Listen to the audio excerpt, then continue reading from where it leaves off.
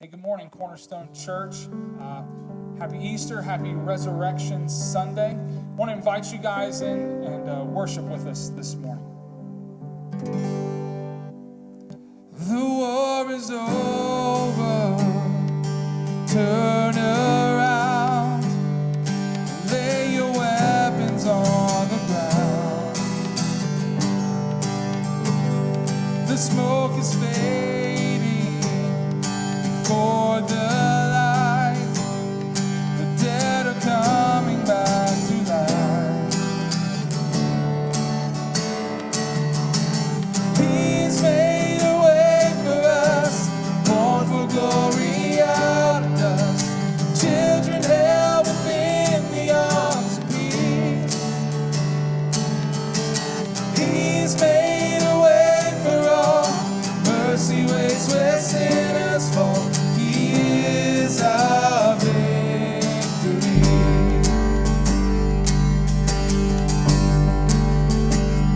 The war is over. Love has come to call us daughters and sons. No longer orphans without a home. We have found where we belong. He has made a way. He's made a way for us, born for glory out of dust. Children held within the arms of peace. He's made a way for all. Mercy waits where sinners fall. He is our victory. He's made a way.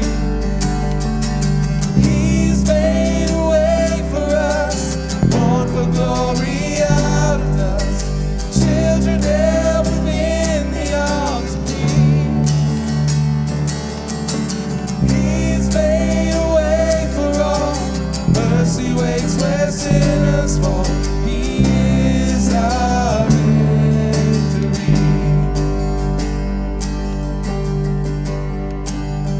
It is finished. It is done. The blood of Jesus overcomes. It is finished. He has won. He has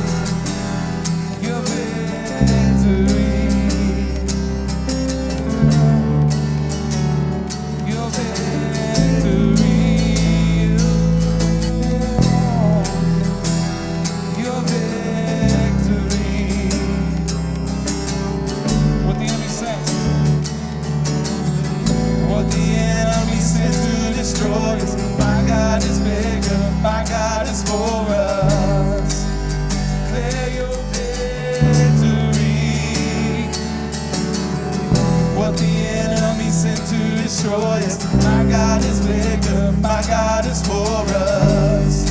Declare your victory, your victory, your victory. Oh God, your victory, your victory, your victory.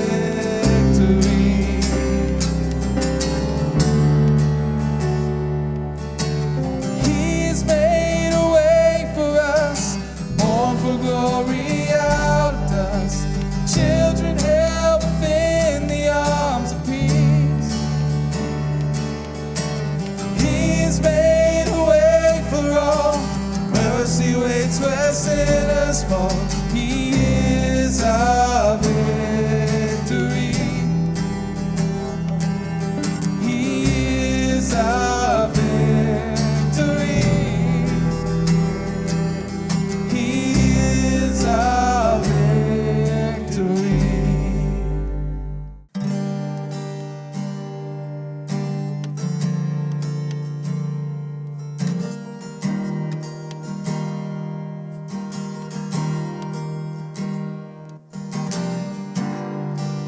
The one who made the blind to see is moving here in front of me, moving here in front of me. The one who made the deaf to hear is silencing my every fear, silencing my every fear. I believe in you. I believe in you.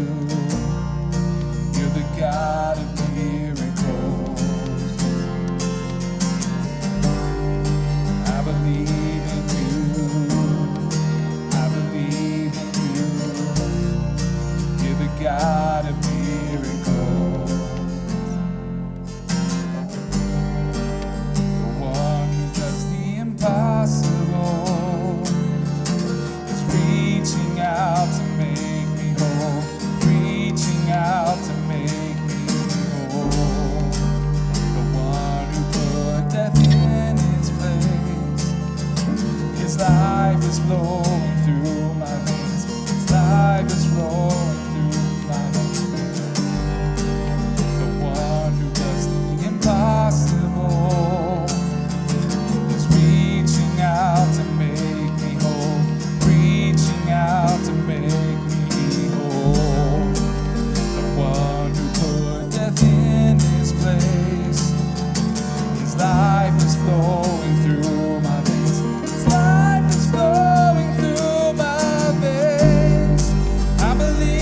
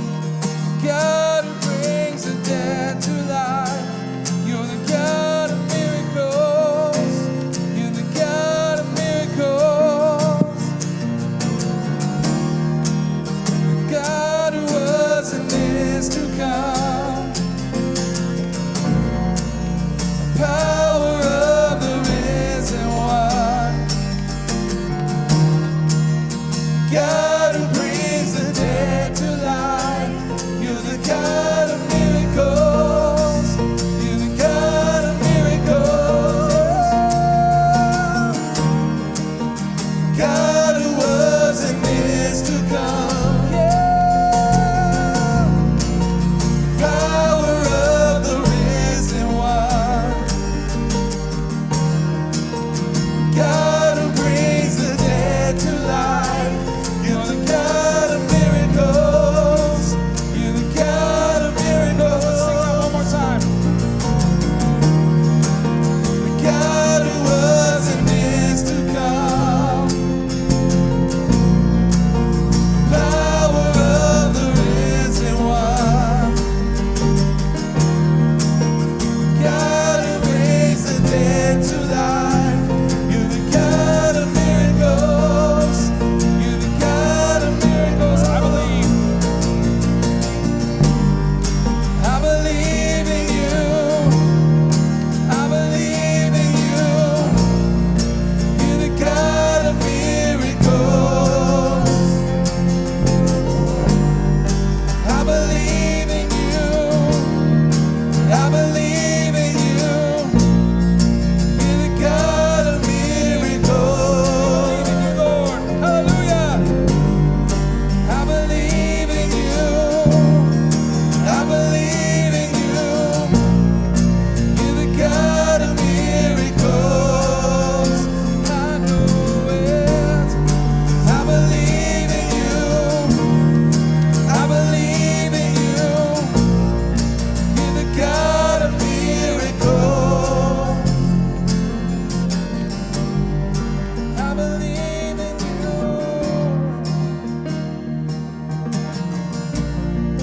I believe in you. Yes, Lord. Yeah.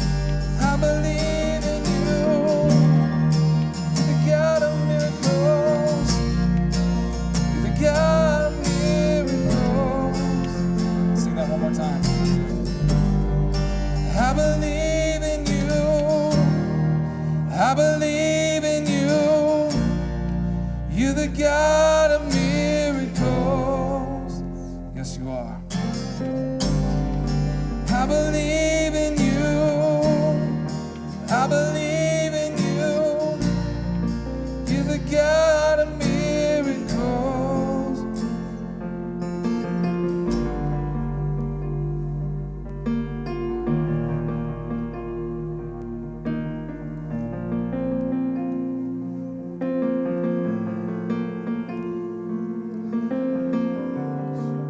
We believe in you, Lord. You are the God of miracles. We praise your name.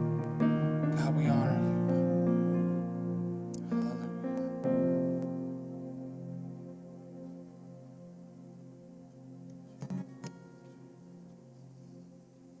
Caught up in your presence, I just wanna sit here at your feet. I'm caught up in this holy moment. I never wanna leave. Oh, I'm not here for blessings. Jesus, you don't owe me anything. And more than anything that you can do, I just want you.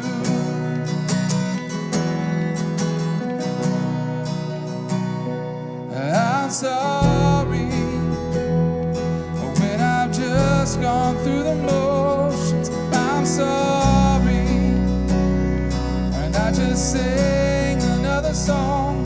Take me back to where we started.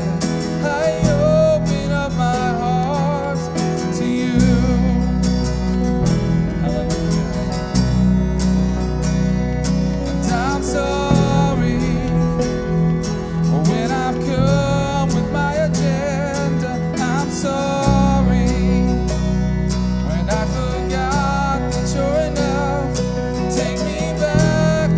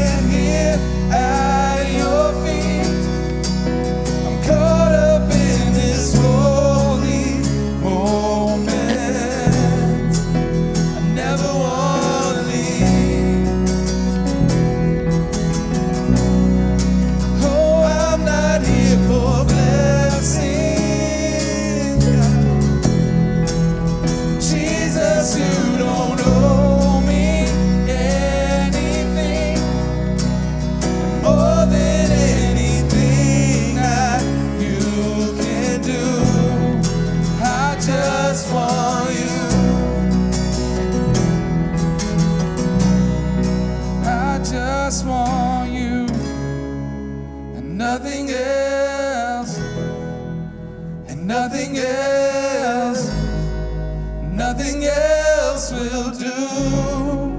I just want you, and nothing else, and nothing else, nothing else will do. I just want you, and nothing else, nothing else, nothing else will do.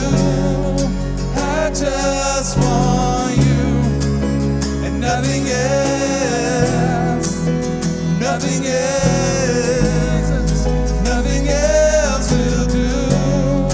I just want you, and nothing else, nothing else, nothing else will do. I just want you, and nothing else, and nothing else, nothing else will do.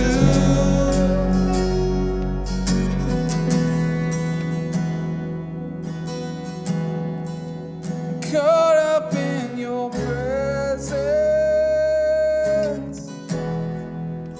I just wanna sit here at your feet. Caught up in this holy moment, I never wanna leave. Oh, I'm not here for blessings, Jesus, you don't owe me anything, and more than anything that you can do, I just want you, I just want you, and nothing else, nothing else, nothing else will do. I just want you, and nothing else, nothing else, nothing else will do. I just want you, and nothing else, nothing else, nothing else will do. I just want you, nothing else, nothing else, Jesus, nothing else will do. I just want you, nothing else, nothing else, nothing else will do. I just want you, nothing else, nothing else, nothing else will do. There's a story in 1 Samuel 7 where Samuel leads Israel to victory over the Philistines in a battle that should not have been won except for the Lord's intervention. And it's very clear the Lord caused this victory. And Samuel, he sets up a stone in a place near the victory, and he says it's a stone of help, an Ebenezer. And that word means thus far the Lord has helped us. We believe that as we remember, that we will find that every time we look back upon our lives, we can say, thus far, the Lord has helped us. And we as a church family want to remember what God has done through Easter, through the work of Jesus. We're going to have from 11 a.m. until 2 p.m., we're going to have a place set up for you to take the words, the Ebenezer words that you've penned in the places the Lord has helped you and your family as you've remembered, to take those words to your campus, and you're going to pin them up in the place provided. And when you do that, there'll be communion. It's already bagged up for you. It's been bagged by somebody with gloves. It's been sanitized. We would love for you to take communion for your family. And then it gives instructions on the bag of how to take it home and take communion as a family. Today, we want to invite you into a journey, and that journey is a journey of perspective. The truth is, our perspective matters. As Jason spoke so eloquently last week surrounding perspective and the triumphal entry, and there's perspective that Christ and the Father had surrounding that week versus the perspective of the people surrounding Passion Week. Today we want to continue to lean into perspective because perspective matters. And so we're going to invite you into some perspective of some of the characters that were surrounding Passion Week. Some of those perspectives were prior to his crucifixion and others post his resurrection. But one of the things that has helped me in my life surrounding perspective is to be careful to remember that if God was faithful, he is faithful. And if he is faithful, he will be. I can find myself in moments of discouragement. I can find myself in moments of anxiety or fear or worry or paralysis. But one of the things that has jolted me out of my current perspective into the bigger perspective is to remember.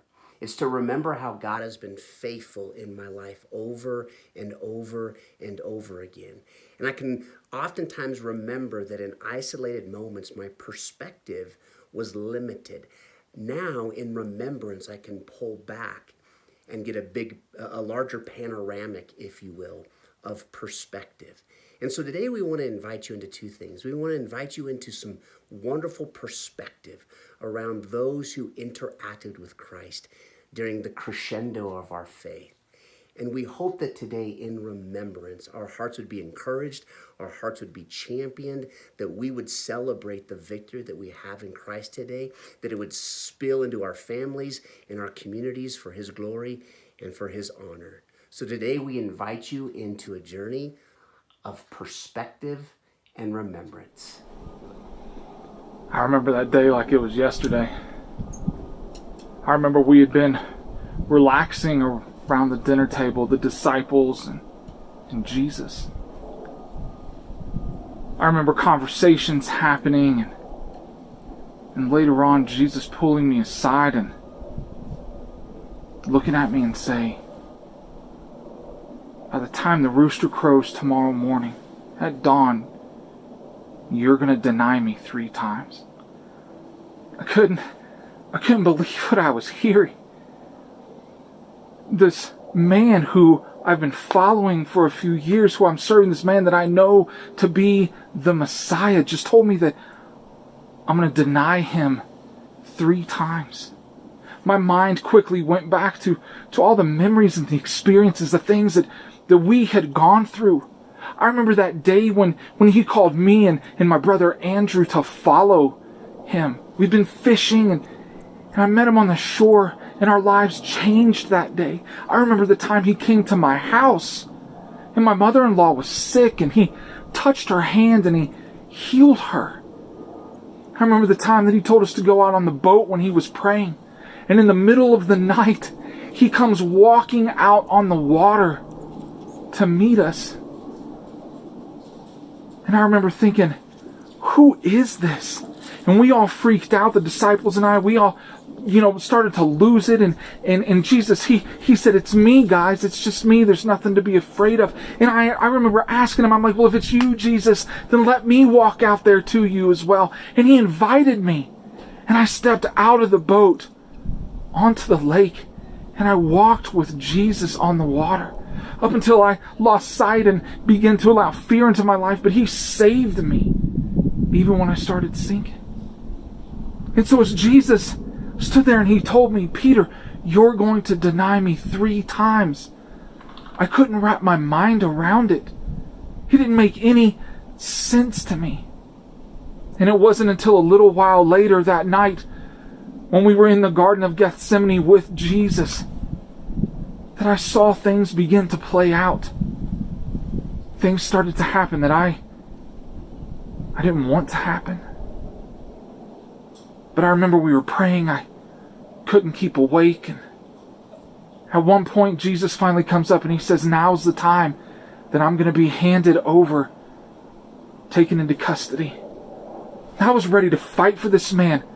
I remember having my hand on the sword. I was in an attack mode. I was going to protect him. I was going to give up my life just like I had told him earlier I would do. I said, I will die before I ever disown you. And so I'm in that stance, and I remember standing, waiting, ready to attack as Judas came walking up with this crowd, and he kissed Jesus on the cheek. And I remember hearing Jesus say, I'm the man you're looking for. I was so confused. I couldn't make sense of what was going on. But then one of the high priest's servants laid hands on Jesus, and I said, not on my watch. And I drew my sword. And I remember approaching, and I swung and I struck this man. I remember cutting his ear off. And Jesus looked at me and he was like, Peter, what are you doing? Put away your sword. And I stood there baffled, holding this bloodied sword, as Jesus reached down and picked up this man's ear and put it back on the side of his head. Like this guy was healed. And yet Jesus still allowed them to take him away. I had to see what's going on. So the rest of the disciples and myself, we followed them all the way to Caiaphas' house, to the high priest. And they took Jesus inside. No matter how bad I wanted to go in there and rescue him, I hid out in the courtyard. I remember standing around the fire, and the fire was warm. The night air was cold. It was dark. I remember just standing there, trying to comprehend what's happening, when this servant girl walked up to me and she said, weren't you with Jesus? And I don't know what happened or what overcame me. I love this man, but I just remember trying to hide, trying to blend into the crowd. And I looked at her and I said, no, that wasn't me. I don't know him. And she walked away, and I just went back to trying to stay warm around the campfire. But people had started talking. I stood there, I was praying, I was like, man, I hope that they don't point me out again. And sure enough, one of the other guys around the campfire, he looks up at me and he says, yeah, you were one of his disciples, weren't you? And I remember just trying to hide. I was just trying to cower away, and I looked at him and I just said, no, it wasn't me. And it was in that moment that another servant came out. And this guy was related to the guy whose ear I'd cut off back in the garden. And he looked at me and he said, I saw you in the garden. I saw you there. And at this point, I'm trying to hide. I got so frustrated. I just looked at him and I said, I swear to God, man, I don't know this guy. I'm not with him. Can't you just leave this alone? And they just kind of backed off, and everybody went back to trying to stay warm. And I remember standing there in shock. And I looked over at Caiaphas' house. And where I was standing, I could see Jesus. And he was looking right at me. And I thought, what have I done? And in that moment, I heard the rooster crow, and I remembered what Jesus had said to me, that I would deny him 3 times. And I was so ashamed. I was so embarrassed that I just ran away. I ran off into the night sky. I ran off into the dark to hide. And I just wept. The next day, I just remember trying to hide. I didn't want to be a part of what was going on. I didn't want to be around. I kept hearing words of what had happened, that they had released Barabbas and that they had taken Jesus in his place. And then I heard word that they'd convicted him and that his punishment was crucifixion. And I couldn't stand it. I couldn't be there for Jesus in that moment. All I remember is by the next day, I was back with the disciples. We were trying to wrap our minds around what had happened, and we were trying to get going in the morning when all of a sudden Mary Magdalene comes in and she says that Jesus' body was no longer in the tomb, that somebody had taken it and it was gone. And all I remember doing was throwing on my sandals and running as fast as I could. And as I approached the tomb, I noticed that the stone had been moved.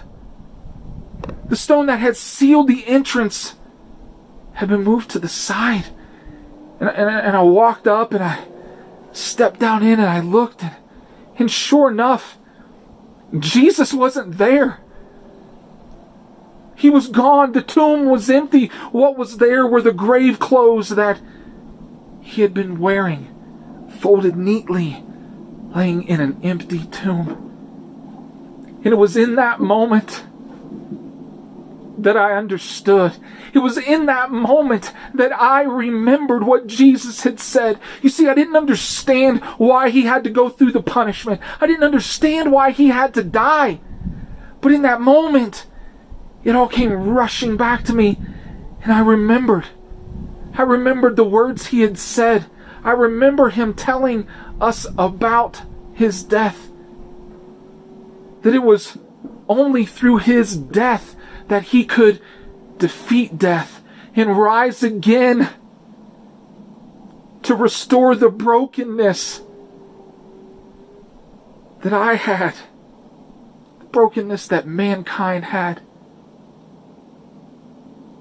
And I ran off back to the disciples and reported what I had found. I remembered what Jesus had done for me. I remembered his words. I remembered that because of his death, that he would rise again to save me. I remember how the sky turned black. And I remember how much I realized how wrong I was. I was the centurion. I was in charge of the soldiers. And when they handed this person, Jesus, to us, we didn't know who he was. We didn't care. Our job was to crucify him and to make an example and to make it so others wouldn't rebel and destroy our peace in Rome. So we did our job and we did it well. And we weren't kind, we weren't good, we mocked him, we beat him, we put a robe on him, we put a crown on his head. We hit him with sticks across the face. Then we whipped him. We tore his body apart, piece by piece. Then I led the way out to the place of the skull, Golgotha. I grabbed the hammer and the nails as the other soldiers put him down on that crossbeam. I drove that nail right through his hands.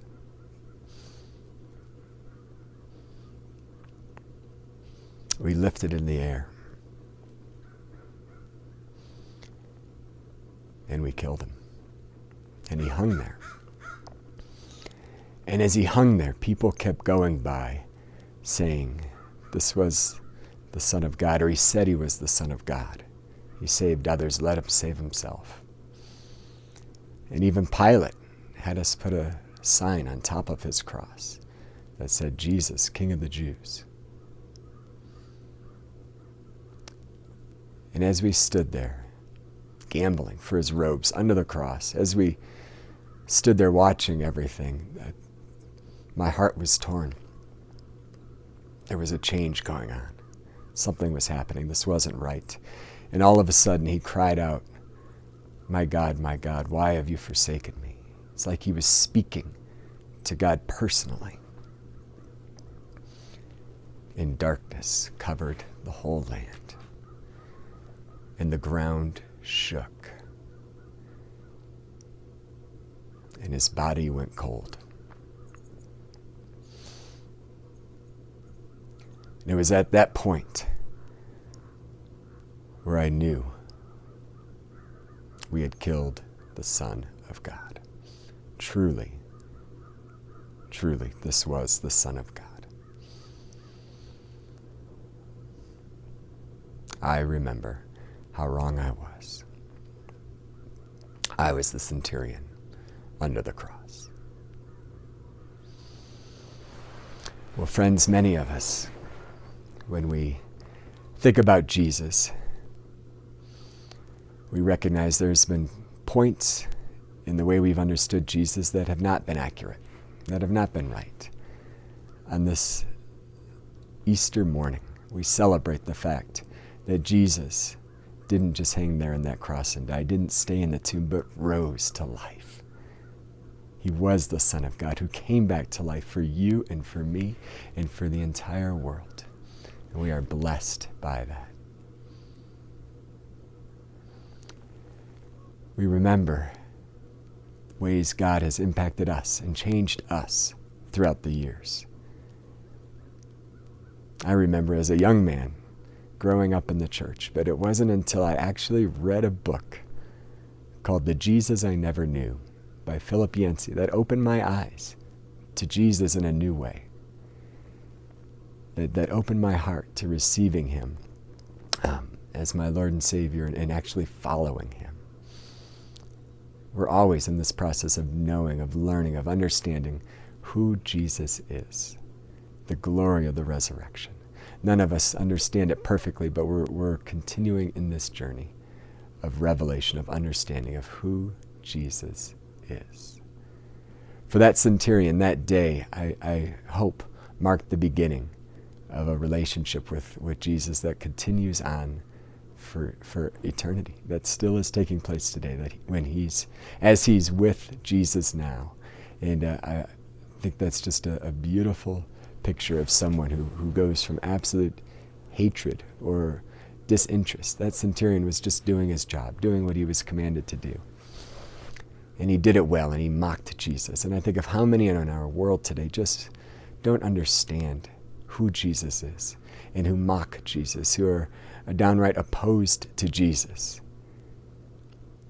My prayer for them and for you is that we would understand the love of Christ. We would understand the love of this person, Jesus, in a whole deeper and different way, that this Easter, something might come alive in your heart, something might come alive in your spirit, just as it did for that centurion, that breaks the hardness towards Christ, that breaks maybe a opposition towards Christ, that breaks whatever's keeping you from running into his arms more and more and more, coming deeper and deeper into his arms and his love. I pray that you might understand his love more and more this morning. I want to read words that the Apostle Paul spoke, and I think they're so powerful. They're my prayer for you. This is in Ephesians chapter 3. Paul says, "For this reason I kneel before the Father, from whom every family in heaven and on earth derives its name. I pray that out of his glorious riches he may strengthen you with power through his Spirit in your inner being, so that Christ may dwell in your hearts through faith. And I pray that you, being rooted and established in love, have power together with all the Lord's holy people to grasp how wide and long and high and deep is the love of Christ, and to know this love that surpasses knowledge, that you may be filled to the measure of all the fullness of God." The fullness of God, that you might grasp how wide and long and high is and deep is the love of Christ, the love of Jesus for you. I remember it like it was yesterday. During this time of year, the crowd would be so crazy and there would be so much energy in the city of Jerusalem. But this particular year, the atmosphere, the air surrounding it seemed to be far more aggressive, far more violent. During this particular time of year, Pontius Pilate would oftentimes release a prisoner to commemorate some type of Jewish holiday. Well, I never paid attention to it much because, quite frankly, I wasn't a Jew, and I was a murderer, a menace to society. But this year was different. I'll never forget the Roman soldier as he busted open the door to that inner cell, the cell that hosted the most violent of us all. As he scanned through all the faces in that room, it seemed as if he was looking for the most vile, the most aggressive, the most violent person in the room. Well, his eyes landed on me. When they did, my heart sank. I got a little lump in my throat. As the Roman soldier grabbed me, of course I had a reputation to protect, and so I fought back and I was aggressive, but quite frankly, I was scared. See, just moments earlier, they came and grabbed 2 of my friends to be crucified that day. Was it my time? Was I now going to be crucified and get what I deserve? You can imagine my utter amazement as we walked up the courtyard and my eyes saw the sun for the first time in years.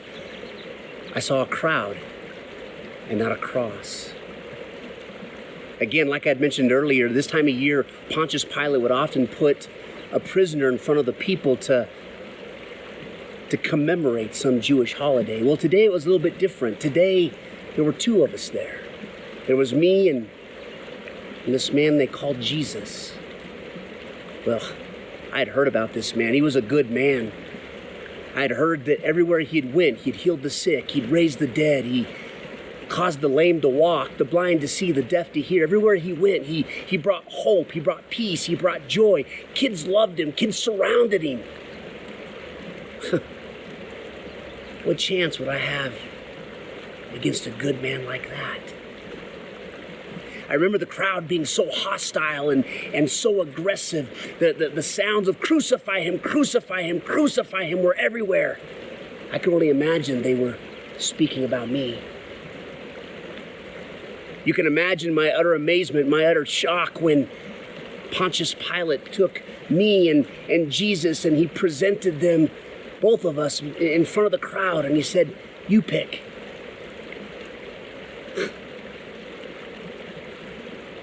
As much as I realized the crowd was hostile and angry towards this Jesus, at some point you would think that common sense would have to set in. What chance would I have against a good man like this? I remember the crowd yelling, crucify him, and quite frankly, of course, I thought they were speaking to me. I bowed my head. I could remember all the pain, all the hurt. I could, in that moment, reflect on all the things that I had done to people, all the pain that not only existed in my own heart, but the pain that I inflicted on the people around me, the lives I took. So you can imagine, again, my utter shock when the cries of crucify him, crucify, crucify him were projected towards this man named Jesus and not me. As Pontius Pilate set me and Jesus before the crowd, you can imagine how I must have felt when the crowd began to yell, "Give us Barabbas, give us Barabbas." With my head bowed, of course, I assumed they were picking Jesus, and so it took a while for the crowd to say, "Give us Barabbas, give us Barabbas," before I realized they were speaking to me. That somehow the crowd chose me. In that moment of decision, I'll never forget the eyes of Pontius Pilate as he looked at me with disdain and disappointment. As the Roman soldier approached me, I'll never forget that little smirk on his face as if to say, "Barabbas, I know you. You'll be back." As he took my shackles off, they fell to the ground. And as they fell to the ground, I looked at Jesus, this Jesus, the King of the Jews. And as the crowd yelled, "Crucify him," he didn't say a thing. I remember just for a moment, my eyes caught his eyes, and what I saw, I'll never forget. I was so despondent. I was so confused as why he didn't plead his case. Those eyes. He didn't say a thing, and quite frankly, he didn't have to. As I looked into those eyes, what I saw is I saw compassion.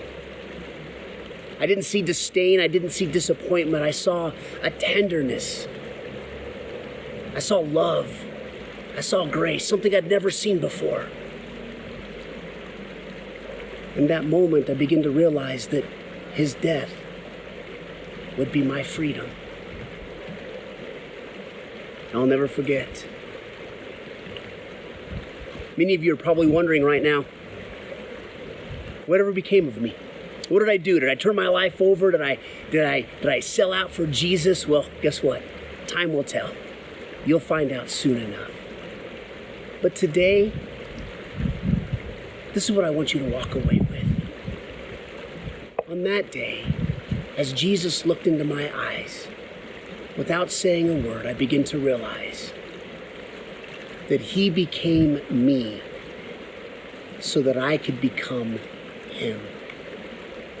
Today, I want you to see that you are me and I am you. And on that day, he became us so that we might become him. You see, on that day, he took my pain, he took my hurt, he took my anger, he took my frustration with life, he took all the ugly things that I had done to myself and the people around me. He took all of those things, and in return, he gave me his peace, his joy, his love, his forgiveness. You see, on that day, he became me so that I could become him. Mary Magdalene here. Oh boy, do I remember. I've got a few moments in my life that as I think back, they were really defining of my life, but one stands above them all. I'd love to tell you that story today. But let me start with, when Jesus was on earth, I had followed him as both teacher and Messiah. There's a moment you may have read about. It involved a dinner with men who considered themselves way more important than I, and it involved my hair and the feet of Jesus. And it had the potential to be such a humiliating day for me. And you know what Jesus did? He honored my worship. Jesus loved me unconditionally in that moment, and I wept at his unconditional love. It absolutely changed me. In those days, I found that Jesus was a friend and a teacher. And then as I traveled around and I watched his ministry, I began to believe in him and follow him as Messiah, the one who came to save us. And then came those awful few days. First betrayed and arrested, and then he was beaten and tortured, and then he was falsely accused, and finally hung on a cross and killed.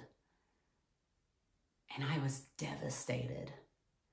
But even then, as I look back and remember now, I know that I carried just a small piece of hope inside of me that maybe this wasn't the end. I didn't know what would happen, but it's like I just knew something would happen.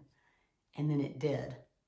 I went to the tomb early that first Easter morning. And of course, I didn't know it would be called Easter. I didn't know it would be the day that changed history forever. But I arrived at the tomb and I had spices with me to anoint his body. And the first thing I noticed was that the stone had been rolled away. And so I immediately just ran back to where the disciples of Jesus were staying. And I told them that I thought the body had been stolen. And Peter and John, they take off running back to the tomb. And when they got there, they went inside and they saw that the body of Jesus was gone, but that the strips of linen that had been wrapping his body were still there. And in that moment, they believed that something different had happened there. They went back to where they were staying to tell the others, but I stayed around. And I peered in the tomb and I was crying. And as I did, there were two men sitting where the body of Jesus had been. And they said, "Why are you crying?" Well, I felt that was a funny question. Clearly I was crying because the body of Jesus was gone and I didn't know where he was. Remembering back now, of course, I realized that these men were angels there at the resurrection of Jesus. But in that moment, I turned around and I saw a man behind me, and I thought he was the gardener taking care of the area and the land. And he said to me, "Woman, why are you crying? Who are you looking for?" And I told him, "Hey, I think that this body of Jesus has been stolen, and if you know where he is, I'll go get him. Just tell me where he is." And then it happened. The hinge, the big deal, the moment in my life that changed everything. I will never forget that voice as long as I live. In that moment, he called me by name. He said, "Mary." And immediately I knew that it was Jesus. He had beaten death. He was alive. And I screamed out to him and I said, "Teacher," or "Rabbi." You guys, I remember it like it was yesterday. The first time I heard the resurrected, living Jesus call me by name. Do you remember? He calls you by name too. I happen to be the first one that ever got to hear the voice of the resurrected Jesus. Which, by the way, side note, he chose me, a woman, during the time that this happened, a nobody in society, to speak to first. That was quite the statement by Jesus. But he spoke to me, and he still speaks. He speaks to you. Do you remember? Do you remember the first time he called you by name? Do you remember what his voice sounds like? If you don't, can I just encourage you? Today's the day. Sit still long enough to hear him speak. Listen to his voice. You know, dead gods, they don't speak, but our Jesus, he is alive and well, and he speaks to us, and he calls me by name, and he calls you by name. You know, as I remember his voice often, there are a few characteristics that stick out, and I heard them that morning beside the empty tomb, and I hear them when he speaks to me now. One thing is, I always try to remember that the voice of Jesus is comforting and helpful. That morning, that first Easter, he said to me, "Why are you crying? Who are you looking for?" He was with me in the moment. Remember, his voice is comforting and helpful to you. I always try to remember the voice of Jesus is intimate. He called me by name. That's how I knew it was him. The way that he said and spoke my name. You know, he calls you by name too. Remember, the voice of Jesus is intimate. And I always try to remember the voice of Jesus is directive. Do you know, right after we had the moment where he called me by name and I realized it was him, he said to me, "Now do not cling to me, Mary. You go back to the disciples and you tell them that you've seen me and here's what I'm up to. You go back and you tell them, he told me what to do, how to move forward." Remember, the voice of Jesus is directive in your life too. He will tell you what to do. As the one who heard the voice of the resurrected Jesus first, can I encourage you to remember his voice today. Remember the things he said to you in the past. Remember what his voice sounds like. Remember the places even that you're most likely to hear him, and go there over and over and over again. Remember, in hard or difficult or times that maybe just seem cloudy or heavy, if you don't remember his voice, you will start to think with all the other things speaking into your life. If you don't remember his voice, you'll start to think that he's not speaking to you, that he isn't present in it all. Can I encourage you today? Don't go down that road. As the one who heard his voice first, can I encourage you to remember his voice on this Easter Sunday? The hair that once was crowned with thorns is crowned with glory now. The Savior knelt to wash our feet. Now at his feet we bow. The one who wore our sin and shame, majesty, the radiance of perfect love, now shines for all to see. Your name is victory. All praise will rise to Christ our King. Your name is victory.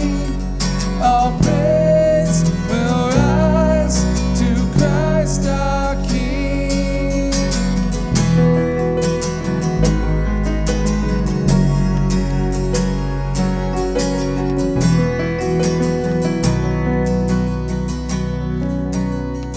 The fear that held us now gives way to him who is our praise. His final breath upon the cross is now alive in me. Your name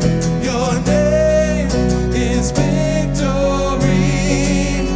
All praise will rise to Christ our King.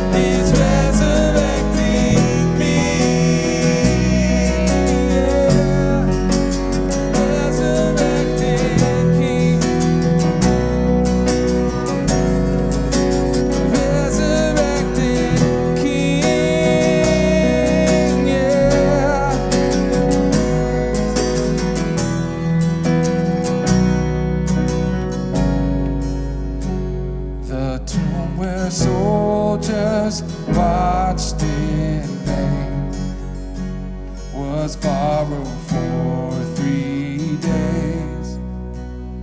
His body there would no longer remain. Our God has robbed the grave. Our God has robbed the grave. Your name is victory. All praise will rise to Christ our King. Your name is victory. All praise will rise to Christ our King. By your Spirit, I will rise from the ashes of defeat. The resurrected King is resurrecting me. In your name I come alive to declare your victory. The resurrected King is resurrecting me. By your Spirit I will rise from the ashes of defeat.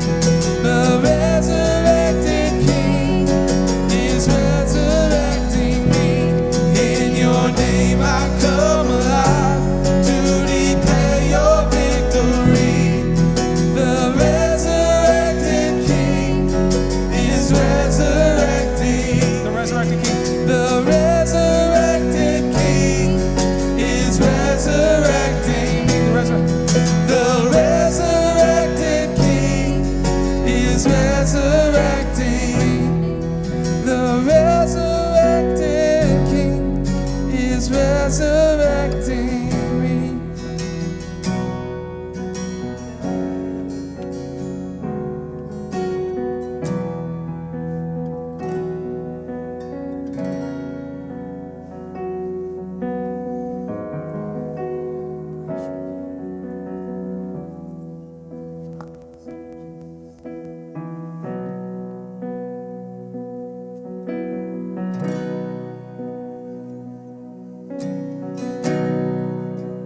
One day when heaven is filled with his praises, one day when sin was as black as can be, Jesus came forth to be born of a virgin, dwelt among men, my example is he. Living, he loved me. Dying, he saved me. Buried, he carried my sins far away. And rising, he justified freely forever. And one day he's coming. Oh, glorious day.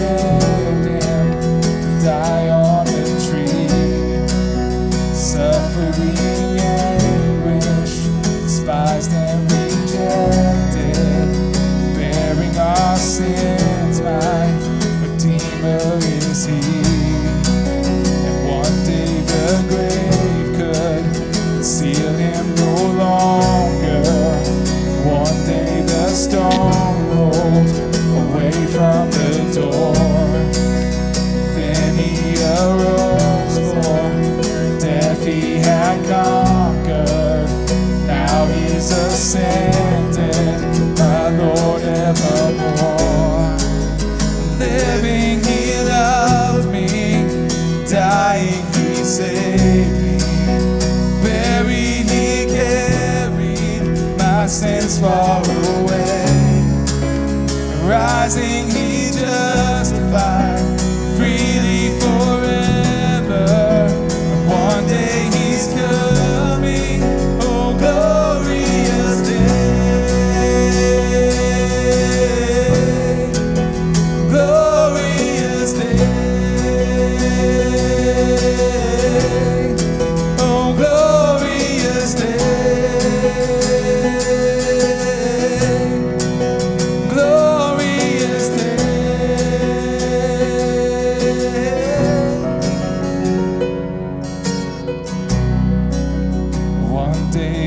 trumpet will sound for his coming.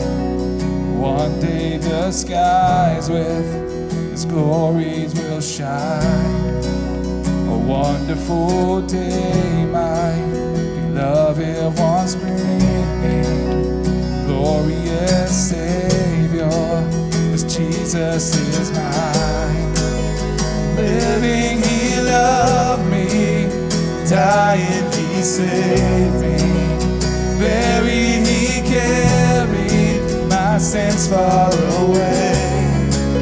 And rising, he justified freely forever.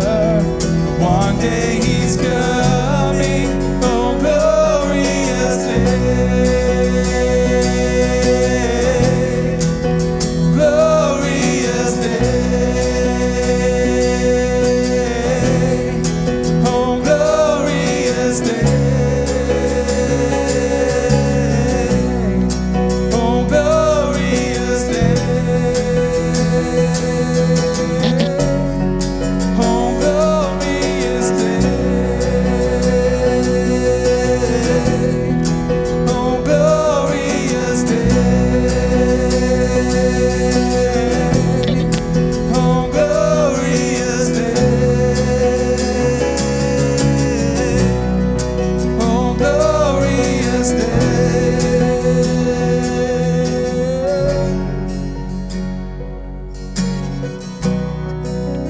One day the trumpet will sound for his coming.